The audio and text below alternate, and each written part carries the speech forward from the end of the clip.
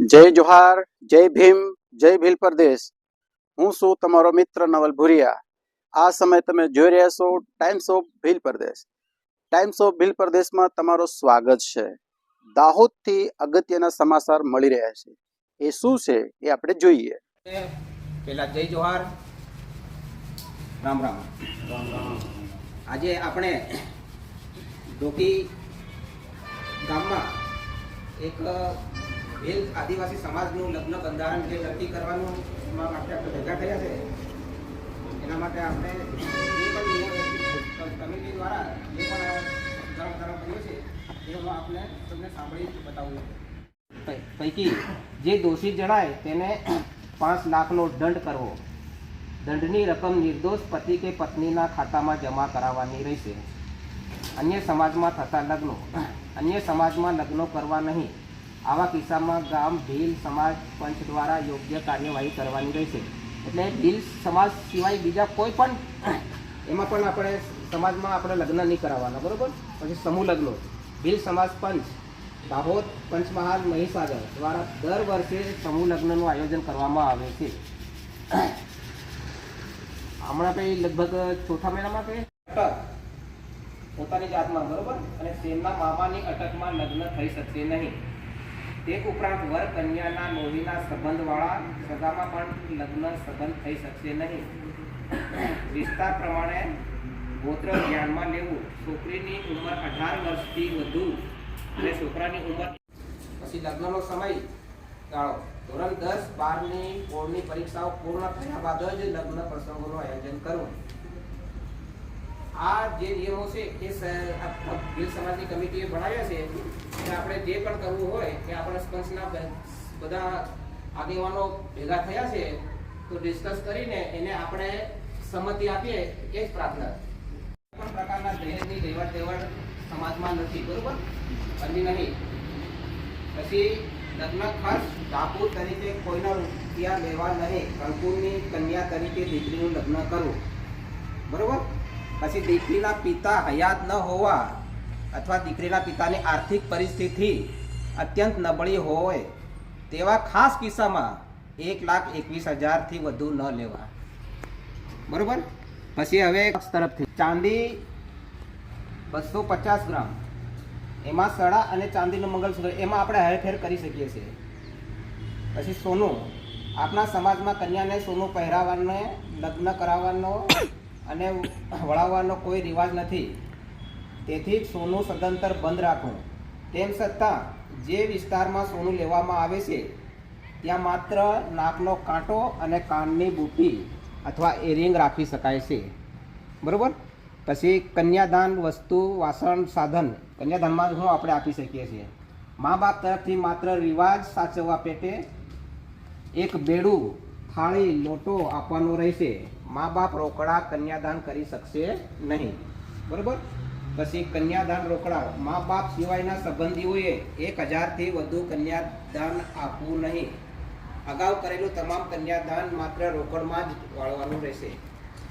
પછી નોતરું, ચાંદાની રકમ. હવે નવું નોતરું ચાંદો 1,000થી વધુ કરવો નહીં. અગાઉ કરેલ લીધેલ નોતરું પૂરેપૂરું વાળવાનું રહેશે. એટલે અગાઉ હવેથી જે 1,000થી વધારે કરવાનું નહીં, પણ અગાઉ જે કરેલું હશે એ વાળવાનું રહેશે, બરોબર.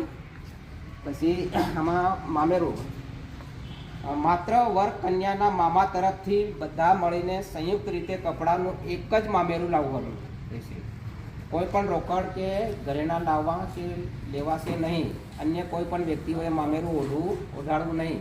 આપણા સમાજમાં આજુબાજુના બી કુટુંબમાં એ રહે એ હવે બંધ કરી દેવાનું છે, બરાબર. પછી ભોજન, સાદું ભોજન રાખવું. દાળ ભાત અને સગવડ હોય તો કંસાર બુંદી રાખવી. જો કોઈ વધારાની વ્યવસ્થા કરશે તો સમૂહ લગ્ન ફાળા તરીકે ગામ ભીલ પંચમાં ₹5,016 જમા કરાવવાના રહેશે.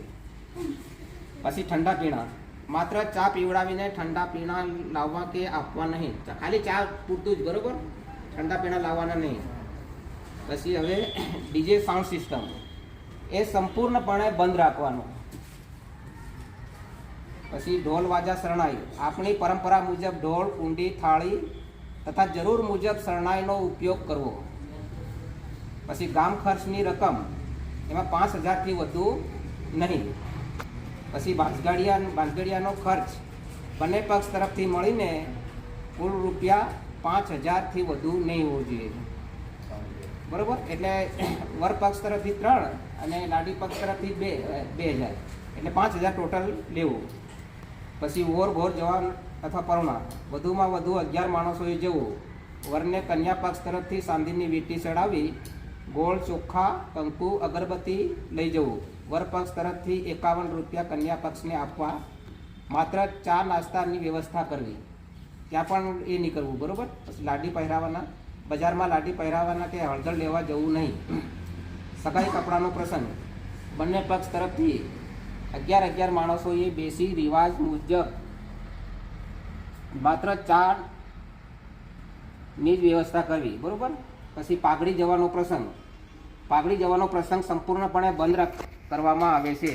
જ્યાં આ રિવાજની જરૂર હોય ત્યાં ઓછામાં ઓછા માણસોએ જઈને આ રિવાજ પૂર્ણ કરવો. બરાબર? પછી માત્ર પાઘડી લઈને જ જવું. કોઈ સોના ચાંદીનું ઘરેણાં લઈ જવા નહીં. પછી જાનૈયા તથા વાહનોની સંખ્યા ઓછામાં ઓછા વાહનો અને જાનૈયા લઈ જવા. શક્ય હોય તો સલામતી જાળવવા માટે એસટી બસનો ઉપયોગ કરવો. પછી આણું લેવા માટે માત્ર રિવાજ પૂરતું 5 થી 7 માણસોએ આણા લેવા માટે જવાનું. આમંત્રણ પત્રિકા આદિવાસી રિવાજ મુજબ સાદી પત્રિકા છપાવી અથવા નિમંત્રણ મોકલવું અને સ્વીકારવું. લગ્ન વિધિ આદિવાસી પરંપરા મુજબ ભરાડી લખવી. લગ્ન વિધિ જમાઈઓ દ્વારા જ કરાવવી. લગ્ન વિધિ કરાવવા માટે અન્ય સમાજના કોઈ પણ વ્યક્તિઓને બોલાવવા નહીં. પછી લગતિયા તમામ પ્રકારના લગતિયા તોરણ, હળદર, ઢોલકિયા, પોખારવા, પછી હાડાકા પટારે, વરને ઉચકવાના, ગાંઠાના, પછી સળુ થાળીના, પોટલાવાળી, પછી કલોવાવાળી, થાળીના, ઘડાવાળી ના વાળવાના, પછી પટેલ ચોરી, ધાર, ટીલું, નોતરા બનાવવા, તેરા, મોડ છોડાવવા, ભાંજગઢ બાજવાના, પછી પડતર વ્યવહાર, વળામણું, બેન બનેવી, કોઈ કુવા, મામા જમાઈનો ના દાપા લાગ તરીકે 51થી વધુ આપવા કે લેવા નહીં. બરાબર? પછી લગ્નમાં વ્યસનો હવે સગાઈમાં કાફડું, ઓરઘોર પરના તમામ પ્રકારના પ્રસંગોમાં દારૂ, બીડી, તમાકુ, મસાલા, પડીકીનો, સિગારેટ લાવવા કે આપવા નહીં. એ સદંતર બંધ જ રાખવાનું, કારણ કે એમાંથી જ આપણા જે યુવા પેઢી છે એમાંથી જ ટેવાય છે. બરાબર? એટલે એ સદંતર આપણે બંધ રાખીએ તો તે સારું છે એમ. પછી વર માટે ઘોડાને પગી લાવવા. પછી ફટાકડા દારૂખાનું, સ્પ્રે, પેપર શોટ કે એના જેવી અન્ય વસ્તુઓનો ઉપયોગ કરવો નહીં.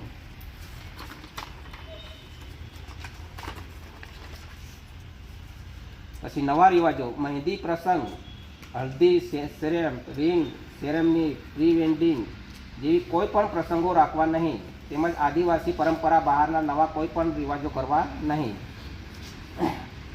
પછી આપણી આદિવાસી સંસ્કૃતિ જાળવી રાખવા આદિવાસી પહેરવેશ અને ઘરેણાં પહેરવા. આપણા સમાજના લગ્ન ગીતો ગાવા, અન્ય અશ્લીલ ગીતો ગાવા નહીં.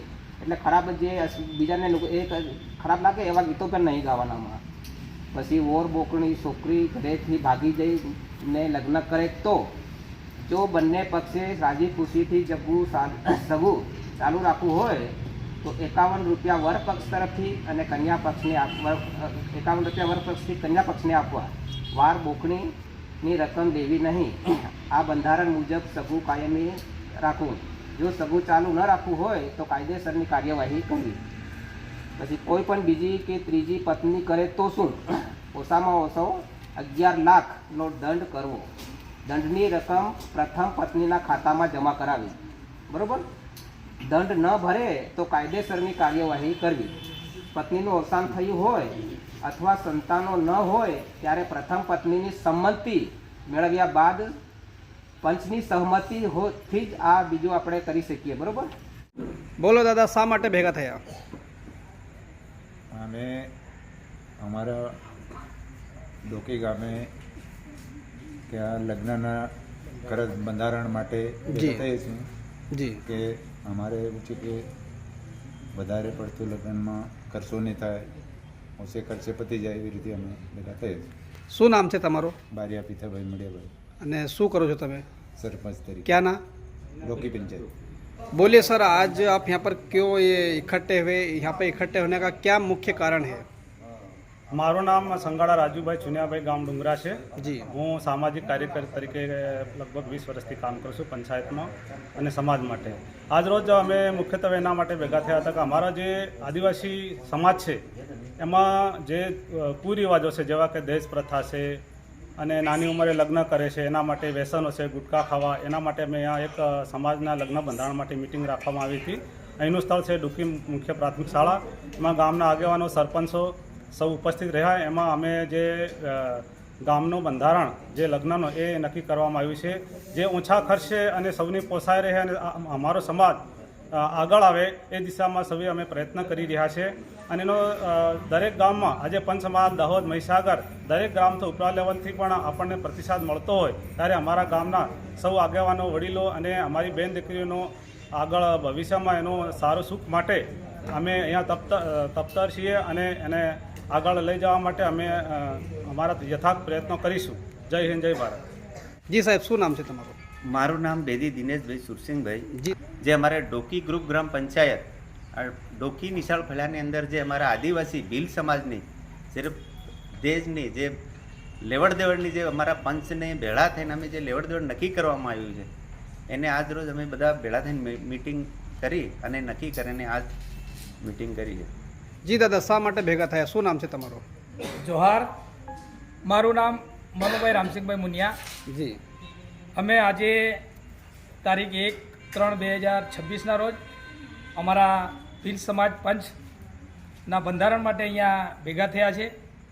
સમાજના કુરીતિ રિવાજો અને વધારે પડતા જે વ્યસનોના દૂષણો છે એને દરેક અમારા સમાજ દ્વારા દરેક જગ્યાએ મિટિંગો થાય છે. એ રીતના આજે પણ અમારી એક મિટિંગ છે. વડીલો છે, ગામજનો પણ છે. એટલે અમે પણ અમારા તરફથી એવું વિચારીએ છીએ કે સહયોગ કરીને અમારી બેન દીકરીઓને આગળ ભવિષ્યમાં કોઈ તકલીફ નહીં પડે, એ સુખી રહે. અને અમારે શું છે કે ને વધારે જે ખર્ચા થતા હોય છે અને એના ખર્ચાને લઈને એમને શું છે કે બહાર સ્થળાંતર કરવું પડે છે, ત્યાં મજૂરી કરવી પડે છે અને એના અનુસંધાને જે અમારો સમાજ છે એ કાયમ દુઃખી ને દુઃખી રહે છે.